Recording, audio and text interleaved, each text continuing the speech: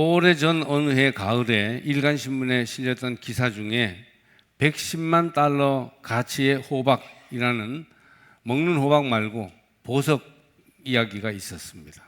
루마니아의 한 마을에서 수십 년 동안 문을 괴는 데 사용된 돌이 110만 달러나 되는 가치가 있는 호박으로 확인된 것입니다. 이 호박은 무게만 3.5kg에 달하는데 이만한 돌이겠죠. 그런데 오래전 루마니아 남동쪽 마을인 콜티라는 마을의 개울에서 발견됐던 것입니다. 이 지역에 살던 한 할머니는 개울에서 누리끼리 함께 눈에 띄는 돌을 집어서 집으로 가져와서 수십 년 동안 문 받침 용도로 사용했다고 합니다. 한 번은 이 할머니 집에 강도들이 침입한 적이 있었는데 강도들이 집안에 있는 귀중품을 미친 듯이 찾고 모든 것을 거의 가지다시피 하면서도 정작 눈앞에 있는 가장 비싸고 값이 좋은 보물은 알아보지 못하고 가버렸다고 합니다. 1991년 할머니가 사망한 이후에 특이한 색깔을 지닌 이 돌을 따로 조사하게 되었고 이를 루마니아 정부에 매각했답니다. 루마니아 당국이 폴란드 전문가에게 감정을 맡긴 결과 이 돌은 호박으로 수만 년 전에 생성된 것으로 추정됐어요. 일부 전문가는 이 호박의 가치를 110만 달러 이상으로 책정했어요. 현 시세로 16억 원 정도죠. 놀라지 않는군요. 16억 원입니다. 그러나 사실은 가치를 매길 수 없을 정도의 귀한 보석이라고 합니다. 루마니아 정부는 이를 국보로 지정했으며 2022년부터 루마니아 부자우 지방 박물관이 소장하고 있습니다. 루마니아는 이 호박이라는 보석이 가장 많이 매장된 나라이고 그 중에서 부자우주는 호박이 흔히 발견되는 지역으로 알려졌습니다. 호박은 고대의 송진이 화석처럼 단단하게 굳어서 돌보다 더 강한 것으로 거미류, 딱정벌레, 파리, 갑각류, 파충류, 새깃털, 동물털 등이 투명한 그 보석 안에 들어있는 경우가 많이 있어서 많은 사람들이 알고 있는 보석입니다. 보석 얘기하니까 기분이 괜찮죠? 아주 눈이 초롱초롱 하십니다. 이 시대가 말씀의 홍수 시대가 되었어요. 인쇄된 말씀, 들려지는 말씀이 엄청나게 나와 있고 교육받은 설교자들도 넘쳐나십니다. 수많은 자료들이 쏟아지고 있어요. 성경 교재와 주석, 자료들이 무한대로 나옵니다. 밤낮 없이 말씀을 들을 수 있습니다. 그런데도 말씀의 기가를 호소하는 사람들을 많이 봅니다. 세속 사회는 영상과 온갖 매체의 자료들이 범람하여 성서 말씀 자료들에 비교할 수 없는 엄청난 정보화 홍수 시대가 되었습니다. 수많은 영화와 TV 영상들, 온갖 게임과 만화, 인터넷 소설들, 판타지와 로맨스들이 끌어당기는데 어느 겨울에 조용히 앉아 주의 말씀을 들여다보겠습니까? 여러분 그래도 주일날 설교 듣겠다고 나와 있는 게 참 감사한 일이요, 기적이요, 은혜입니다. 그러다 보니 사람들이 이 세상의 세속적인 정보의 홍수 속에서 눈과 귀가 지쳐있고 남녀호소 노소할 것 없이 정작 말씀 하나님의 진리를 받지 못한 기갈에 들려있는 것입니다. 아모스 예언자는 아모스 8장 1절부터 13절에서 이런 말씀을 했어요. 보라, 날이 이를지라 내가 기근을 땅에 보내리니 양식이 없어 주림이 아니며 물이 없어 가람이 아니요 여호와의 말씀을 듣지 못한 기갈이라. 12절에 계속됩니다. 사람이 이 바다에서 저 바다까지 북쪽에서 동쪽까지 비틀거리며 여호와의 말씀을 구하려고 돌아다녀도 얻지 못하리니. 13절에 그날에 아름다운 처녀와 젊은 남자가 다 갈하여 쓰러지리라. 목이 너무너무 말라서 진리를 듣지 못한 목마름 때문에 쓰러져 버릴 것이다. 그렇게 예언하였습니다. 너무나도 귀중한 성경이라는 보화가 있는데도 그것을 알아보지 못하고 활용하지 못하여 진리에 배고프고 목마른 사람들이 너무 많다는 거예요. 말씀에 배고프고 진리에 목말라서 정정한 젊은이들조차 참된 삶의 방향을 찾지 못하고 쓰러지게 될 것입니다. 이 시대는 성경을 필요로 하고 있습니다. 호박 보석보다 귀중한 말씀이 우리에게 주어졌으나 우리가 알아보지 못하고 있는 것은 아닐까요? 성경의 진리 말씀으로 돌아가 배고프고 목마른 영혼을 먹이시기를 바랍니다. 성경은 믿음의 기준이요, 신자에게 꼭 필요한 영혼의 양식입니다. 기독교는 성경의 종교요, 신자는 성경의 사람입니다. 시편은 성경을 완전하고 확실하며 정직하고 순결하다고 말합니다. 성경은 우리가 일반적으로 아는 것보다 훨씬 귀한 책이며 놀라운 책입니다. 먼저 성경은 완전하다고 합니다. 성경에는 꼭 필요한 말씀이 넘치도록 담겨 있습니다. 성경은 보탤 것도 뺄 것도 없이 온전하고 충분하게 들어있어요. 하나님께서 하시고 싶은 말씀이 이 안에 기록되어 있습니다. 따라서 우리는 성경을 완전한 책으로 알고 읽고 들어야 하며 여기에 가감하려는 생각을 가져서는 안 됩니다. 성경 위에서 성경을 판단해서도 안 돼요. 축자 영감설은 글자 하나하나에 하나님의 영감이 들었기 때문에 뺄 것도 보탤 것도 없다고 하는데, 그것보다는 충분히 해석할 때에 완전한 말씀을 그 성경에서 볼 수 있다, 그런 뜻을 우리가 봐야 합니다. 완전한 책. 또 성경은 확실하고 또 성경은 정직합니다. 거짓이나 실수가 존재하지 않습니다. 언제나 확실하시고 진실하신 하나님의 말씀이기 때문입니다. 이것은 성경이 팩트, 사실과 직접적인 표현으로만 이루어져 있다는 말이 아니고, 성경은요 다양한 양식과 표현으로 이루어져 있어서 우리가 어떤 데 볼 때 보면 이것이 너무 과장이구나, 이것이 역사적 사실이냐, 이런 그 생각을 할 정도로 여러 가지 양식과 표현으로 이루어져 있어요.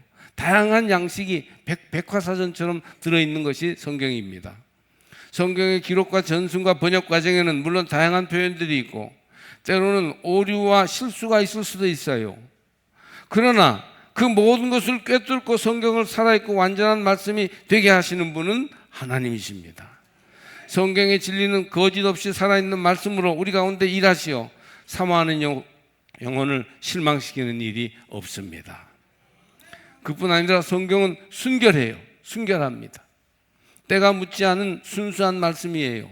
우리 귀에 쏙 들어오고 굉장한 능력으로 감동시키며 고꾸라지게 만드는 위대한 설교도 많지만 성경만큼 순수하게 하나님을 보여주고 주의 뜻을 그대로 증언해주는 말씀은 없습니다. 모든 설교나 성경 공부, 모든 강해나 간증들은 따라서 다 성경을 드러내고 성경을 보여주며 성경을 중심 삼아야 합니다. 그리하여 주님만이 밝히 드러나도록 주의 육성이 가깝게 우리에게 들리도록 하려면 오직 성경을 보여주어야 합니다. 성경은 우리에게 매우 유익하고 가치 있는 책이에요. 오늘 설교 제목이 성경 말씀의 유익입니다. 예배 순서에는 말씀자가 빠졌는데 성경 말씀의 유익인데, 그 성경 말씀의 4가지 유익을 본문은 말합니다. 첫째로 성경은 영혼을 소송케 합니다. 살아나게 한다, 싱싱하게 만든다, 그 말이에요. 리프레쉬 해줘요, 우리의 영혼을. 사람의 영혼은 저마다 돌봄과 양육이 필요합니다. 때로는 영혼이 상처 입어 아파하기도 하며 영혼이 지쳐 아무 일도 못하고 죽어가기도 합니다. 성경은 우리 영혼을 생기 있게 하고 사람을 힘있게 만듭니다. 영혼을 양육하는데 영혼의 양식인 성경만큼 유익한 것은 없습니다. 성경에는 아픈 영혼을 치유하는 능력이 있습니다. 우리 영혼이 하나님의 말씀으로 양육될 때 우리는 조화로운 인격을 가진 행복한 사람이 될 수 있습니다. 현대인들은 굉장히 지쳐 있어요. 스트레스를 받아서 자기의 재능과 건강을 마음껏 발휘하지도 못하고 탈진해 버렸습니다. 너무 사람들이 지쳐 있어서 맛있는 것을 먹고 영양 보충을 잘하고 온갖 레저와 휴일로 쉬게 해도 말이죠, 사람들의 마음에 병이 든 사람들이 너무 많아요. 이런 우리에게 성경은 참으로 적절한 보약이 됩니다. 성경을 읽고 새기는 사람은 생기가 넘칩니다. 요즘 사람들이 지친 영혼과 신체를 위해 운동하거나 산보나 등산을 하고 수영을 다니거나 취미생활을 많이 합니다. 그러면서도 돈도 적게 들고 가장 효과적인 방법, 성경을 통하여 영혼을 소송케 하는 이 일에 시간과 노력을 투자하지 않는다면 너무 억울하지 않겠습니까? 오래전에 제가 만난 한 사람은 저보다 나이가 조금 위인 대구 사람인데 도대체 무슨 낙으로 사나 싶을 만큼 아무 취미나 재미가 없는 사람이었어요. 말도 어눌하여 띄엄띄엄 한마디씩 합니다. 약학을 전공한 사람인데 약 이름 외에는 아는 것도 별로 없었어요. 그런데 늘 생기가 넘치고 평안과 기쁨이 있었습니다. 왜 그럴까요? 성경을 사랑하는 사람, 성경을 항상 가까이 하는 사람이었기 때문입니다. 그 사람은 계획을 가지고 1년에 성경을 일독하고 그것과는 별도로 잠언을 매일 한 장씩 한 달에 일독하였으며 성경 읽고 묵상하는 큐티를 생활하고 있었습니다. 그것이 그를 생기 있게 했어요. 성경은 우리 영혼을 소성케 합니다. 살아나게 합니다. 싱싱하게 합니다. 그러므로 성경 속에서 생명의 길을 발견하여 더욱 활발하고 힘이 써지시기를 축복합니다. 두 번째로 성경은 우둔한 자를 지혜롭게 합니다. 성경은 하루 앞일도 정확히 알지 못하는 우리 사람들은 하루 앞일도 정확히 알지 못하는 어리석은 존재입니다. 성경은 이런 바보들을 지혜롭게 만들어줘요. 하나님의 말씀이 쉽고 분명하게 전해지면 우둔한 사람도 마음이 감동되어 지혜를 얻게 됩니다. 어떤 분이 저희 후배인데 자기 스마트폰 얼굴 사진 밑에 이청몽 보바라고 적어 놓았어요. 이청몽 보바. 누구 이름인가? 이게 무슨 소리야? 누구 이름을 잘못 적었나 하고 자세히 보았더니 바보 멍청이를 거꾸로 적어 놓은 것입니다. 이청몽 보바. 오죽하면 자기를 바보 멍청이라고 숨겨놓고 불렀을까요? 어떤 데는 나 스스로 아유 바보 멍청이 그렇게 하고 싶은 때가 있죠. 그만큼 인간은 정말 우둔합니다. 인생에 대해서 그렇게 어리석습니다. 얼마나 바보스러운 생각을 하고 어리석은 행동을 하는지 모릅니다. 그러나 성경은 이청몽 보바를 지혜롭게 합니다. 믿으세요. 못 배운 사람들도 똑똑하게 만드는 진리의 책, 가난한 사람들도 힘을 내어 활발하게 살게 하는 지혜의 책이 무엇입니까? 바로 성경입니다. 솔직히 말해서 요즘 세상에 대학 나온 바보들이 얼마나 많습니까? 박사학위 가진 멍청이들이 얼마나 많은데요. 성경을 많이 읽고 배우면 세상의 지혜에 정통하고 인간의 삶에 꼭 필요한 지혜를 얻게 되며 대학 졸업한 학박사보다 더 지혜롭고 똑똑하게 세상을 살게 합니다. 단연코 우리 동네 성경 박사가 외국물 먹은 철학 박사보다 훨씬 낫습니다. 여러분은 성경에서 지혜롭게 가르침을 받아서 이 복잡한 세상을 이기고도 남게 살아가시기를 바랍니다. 성경은 또 우리 마음을 기쁘게 합니다. 옛 성현은 아침에 진리를 깨달으면 저녁에 죽어도 좋다 하였거니와 하나님의 말씀을 깨달을 때의 기쁨은 어디에 비길 수도 없어요. 성경을 통해 하나님이 어떤 분이시며 인생은 무엇이고 어떻게 살아야 하는가를 발견할 때 우리는 존재의 기쁨을 얻습니다. 진리를 만날 때 존재가 약동합니다. 요즘은 그 반대로 성경이 마음을 기쁘게 하지 않고 지루하게 화나게 하는가 봐요. 설교는 짧을수록 좋아하고 성경 공부는 빨리 끝낼수록 좋아합니다. 오늘 말씀이 귀에 쏙 들어오던데요. 그 말은 짧아서 좋다는 얘기예요. 영어로 막 뭔가를 강요하고 설명하고 사람 피곤하게 말이 많을 때 Don't preach to me. 내게 설교하지 마라. 그렇게 말합니다. 설교 싫다. 그런 말이 거기에 깔려 있어요. 말씀 자체에 대한 부정적인 감정이 있습니다. 사람들이 진리를 발견하는 특별한 기쁨을 잘 알지 못하고 있어요. 요즘은 은퇴하여 조용히 살고 있는 두레 공동체의 김진홍 목사님이 한때는 인생의 낙오자처럼 진리를 찾기 위해 방황하던 젊은 시절이 있었습니다. 그러다가 어찌어찌 학교 선배님으로부터 성경 공부를 하게 되었는데 바로 에베소서 2장 8절을 공부하면서 사람의 공로나 노력으로 구원받는 게 아니고 인간의 구원은 하나님의 은혜로 이루어진다는 진리를 깨닫게 되었습니다. 이때 얼마나 마음이 기쁜지 그 무엇으로도 형용할 수 없었다고 합니다. 막 뛸 것처럼 기뻐서 잠이 잘 오지 않았고 누군가에게 그 기쁨을 말해주고 싶었습니다. 요즘은 그 목사님도 좀 변한 것 같더라고요. 저는 청년 시절에 다니던 교회에서 소그룹으로 성경 말씀을 공부했는데 그 모임이 그렇게 재미있고 행복할 수가 없었어요. 지금 생각해 보면 그것이 성경을 통해 진리를 알고 생활이 조금씩 변화되는 기쁨이 아닌가 싶습니다. 그때 재미있게 성경 공부했던 것, 그때 예수 안에 있는 진리를 발견했던 기쁨이 지금까지도 내 생애를 영향을 주고 있지 않는가, 저는 단언코 그렇게 말할 수 있습니다. 성경을 읽고 배우면 설명할 수 없는 오묘한 기쁨이 생깁니다. 진리의 보화를 발견하는 기쁨이에요. 여러분 위에 그 기쁨이 있기를 축복합니다. 성경 말씀이 내게 진리를 가르쳐 주시고 내가 그 진리를 발견한 기쁨이 있어요. 이럴 때 얼마나 우리 교회 생활이 생기 있고 밝고 아름답겠습니까? 올해 속회나 선교회에서 여러분의 가정 모임에서 성경 말씀으로 기뻐하는 한 해가 되시기를 바랍니다. 네 번째로 성경은 눈을 밝게 합니다. 우리는 영적으로 어두운 세상에 살고 있어요. 따라서 하나님께서 일하고 계시다는 것을 깨닫기가 힘듭니다.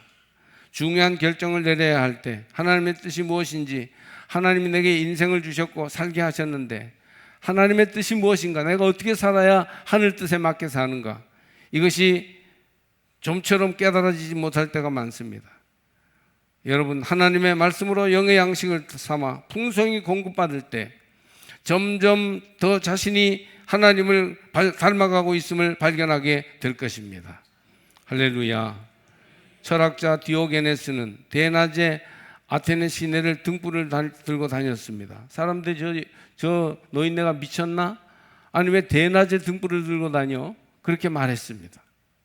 디오게네스는 세상이 너무 어두웠기 때문에 대낮에 밝은 빛이 있다고 사람들이 밝다고 하는데 사실은 그들의 마음이 너무 어두워져 있음을 알았기 때문에 세상을 밝힌 지혜를 찾아 등불을 들고 나섰던 것입니다. 사실은 세상이 어두운 것보다는 내 마음이 어두운 것이 문제예요. 내 눈이 흐린 것이 문제 아닙니까? 성경은 마음의 어둠을 몰아내고 눈을 밝게 합니다. 여러분이 성경을 가까이 하며 정기적으로 읽고 성경을 여러분 인생 앞길의 등불로 삼을 때 성경이 여러분의 눈과 마음을 밝혀서 바른 길, 아름다운 길로 살아가게 될 것입니다. 그러니 성경을 형식적으로 대충 들고 다니지 마시고 성경을 몇 독 했다고 자랑은 하는데 도무지 형식적으로만 읽지 마시고 좀 깊게 파고 들어가시기를 바랍니다. 성경을 정말 사랑하시고 진리를 거기에서 찾으시기 바랍니다. 많이 읽고 이해하며 마음에 새기고 있을 때에는 인생에 무슨 일을 만나도 별로 당황하지 않습니다. 뭔가 통찰력이 생겨서 조급한 마음을 가지지 않는 거예요. 중요한 결정을 내릴 때 쉽게 어떤 방향을 정할 수가 있습니다. 가치관이 뚜렷하고 하나님 뜻에 대한 분별력이 생기기 때문이에요. 말씀으로 눈이 밝아진 사람은 인생을 밝게 환하게 살아갑니다. 조용하지만 힘이 있고 천천히 가지만 늦지 않으며 고독을 즐길 줄 알지만 사람들과 항상 조화롭게 어울립니다. 그러므로 여러분, 이 진리의 말씀 성경을 가까이 하시고 읽고 순종하며 따르시기를 바랍니다. 오늘 성경을 보니까 읽고 듣고 순종하며 나누자고 말합니다. 먼저 성경을 읽으십시오. 때를 얻든지 못 얻든지 생명의 양식을 얻기 위해 성경을 읽기에 힘써야 합니다. 성경 읽기에 계획을 세우고 규칙적으로 읽는 게 좋습니다. 저는 두 가지 읽기를 겸해야 한다고 생각하는데, 통독을 한편으로는 해나가되 빨리빨리 읽는 거, 한 장 두 장 막 읽는 거, 통독을 해나가되 때로는 정독을 겸해야 하십시오. 그러니까 창세기부터 쭉 성경을 읽어나가되 어떤 때는 빌립보서를 택하여 읽고 산상설교를 택하여 읽고 또 여러 가지 내용들을 구약의 10계명을 택하여 읽고 이렇게 정독을 겸하여 하는 것이 좋습니다. 두 번째로 하나님의 말씀을 잘 들으시기 바랍니다. 믿음은 듣는 데서 나옵니다. 듣는 이가 복된 이입니다. 졸거나 딴 생각을 하지 말고 경청하라는 것입니다. 설교나 강해 듣기를 기뻐하고 그 말씀을 내게 주시는 말로 붙들어야 합니다. 듣는 귀가 복되어야 풍성한 은혜 가운데 살 수 있어요. 귀가 복 있는 사람이 하나님의 은혜가 충만한 사람이에요.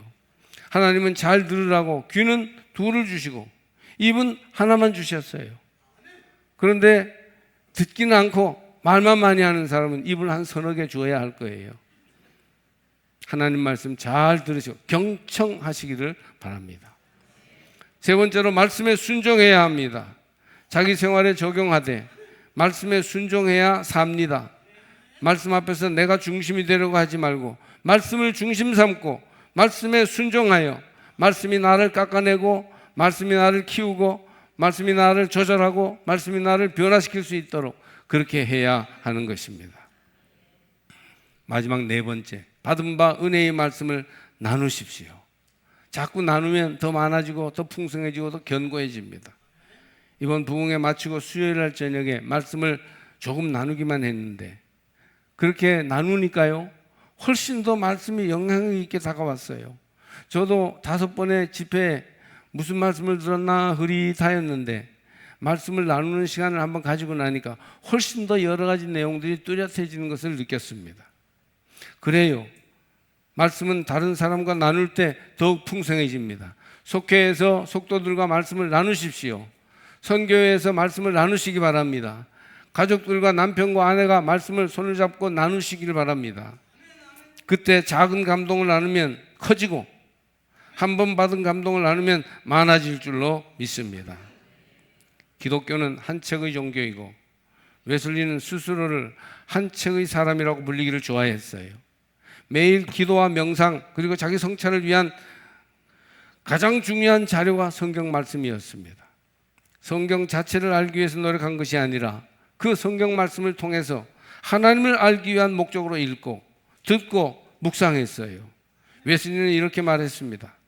성경을 탐구하는 일은 하나님께 속한 것들을 이해하기 위한 길입니다. 성경 말씀을 주야로 묵상하십시오. 그러면 가장 선한 지식 그리고 유일하신 참 하나님을 알게 됩니다.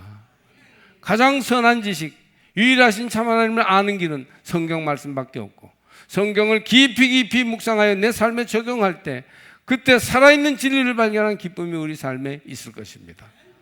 성경 말씀과 관련한 웨슬리의 유명한 고백이 있어요. 이렇게 말했죠. 여기에 나 홀로 있노라. 그리고 오로지 하나님이 여기 함께 계시도다. 그분의 현존 앞에서 나는 그분의 책을 열고 읽노라. 하늘 가는 길을 찾기 위한 목적을 갖고 나는 빛들의 하나님을 향하여 나의 마음을 높이 드노라. 말씀 앞에서, 하나님의 현존 앞에서 웨슬리는 항상 살았던 것입니다. 어느 날 기독교 방송을 차를 타고 가면서 듣다가 거기에서 들려주는 성경 구절이 마음에 부딪혀서 가던 길을 잠깐 멈추어서 차를 길가에 세우고 아내와 아이들한테 카톡으로 그 말씀을 보냈습니다. 이런 말씀이죠. 너희 염려를 다 주께 맡기라. 이는 그가 너희를 돌보심이라.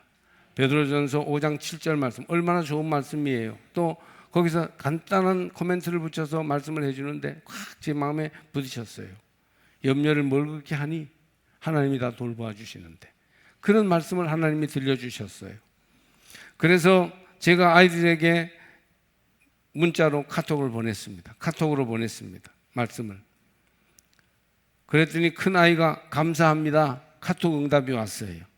그리고는 조용했어요. 못 봤나? 그런데 막내가 엄마에게 전화했더랍니다. 엄마, 집에 무슨 일이 있어? 아빠가 잘 하지 않던 일을 했던 겁니다. 너무 부끄러워요. 그렇게 말씀을 보냈더니 이게 웬일이야? 아니 무슨 일이 있나? 걱정이 돼서 전화했던 것입니다. 저는 크게 회개했어요. 성경 말씀을 자녀들과 식구들과 나누는 일, 이것을 내가 얼마나 안 했으면 성경 말씀을 받은 은혜를 나누고자 하니까 그렇게 놀랄까. 그래서 저는 다짐했습니다. 은퇴하면 매일 아이들에게 은혜 받은 말씀을 나누어야지. 여러분도 할 수 있으면 그렇게 하시기를 바랍니다. 존경하는 장로교 목사님 한 분은 성경 강해 1인자셔요. 저는 그분이 서울 공대를 나와서 똑똑해서 성경 강해를 그렇게 잘하시나 했는데 얘기를 들어보니 그게 아니고 고등학생 때 한참 생각이 자라고 감정이 정립될 때 그때 무섭게 성경을 읽었다고 합니다. 그때 워낙 집중해서 성경을 여러 번 읽으니까 엄청나게 성경을 읽고 깊이 집중하고 성경에 완전히 마음을 두고 읽으니까 성경이 뭔가 자기 인생과 안목의 틀을 딱 세워주더라는 거예요. 성경 말씀이 완전히 자기 인생의 가치관을 확고하게 세워주더라는 거예요. 그 이후로 한 번도 흔들린 적이 없다고 합니다. 고등학교 때 그렇게 성경 말씀을 읽어서 자기 삶의 보화를 삼았더니 평생 그것이 자기를 지켜주더라는 거예요. 이제 성경으로 돌아오시기를 바랍니다. 성경을 펴고 늘 생활에서 가까이 하셔야 합니다. 속회와 선교회로 모일 때 형식적으로 모였다는 보고만 할 게 아니라 성경 말씀을 배우고 잘하는 기쁨을 누리시기를 바랍니다. 교회 생활하면서 성경 말씀 읽는 것만큼 수지 맞는 것은 없습니다. 금 곧 많은 순금보다 더 사모할 것이며 요즘 한돈에 100만 원 가까이 가는데 그 금덩이보다 훨씬 더 성경 말씀이 귀한 것이다. 수십억 원짜리 호박 보석에 비할까요? 성경은 완전하여 영혼을 소성시키며 우둔한 자를 지혜롭게 하고 마음을 기쁘게 하고 눈을 밝게 합니다. 올해는 한 분도 빠짐없이 말씀을 먹고 말씀을 생각하며 말씀을 끌어안고 잠도 자고 말씀대로 살아가는 한 해가 되시기를 바랍니다.